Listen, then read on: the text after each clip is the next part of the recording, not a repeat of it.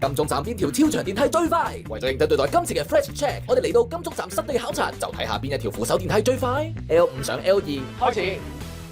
暫時睇啊，好似差唔係喎。喂，佢好似已經快咗少少啦。行先啦喎，可以。得陣，1分鐘就搞掂。L5 去 L2 嘅電梯，最右手邊嗰條最快啊，快咗18秒。上完去試下落埋嚟先。L2 去 L5，開始。喂，一樣喎。一樣。L2 落 L5 時間係一樣㗎，1分10秒。L5 上 L3，開始。你都快啲啲嘅喎。我冇快少少啊。我覺得我哋嘅距離都係。我哋一樣㗎。咁咧踏出扶手電梯嗰下係一樣㗎。L5 上 L3，時間係一樣㗎，都係1分鐘。L3 落 L5，開始。L3 去 L5 一樣快。 54秒。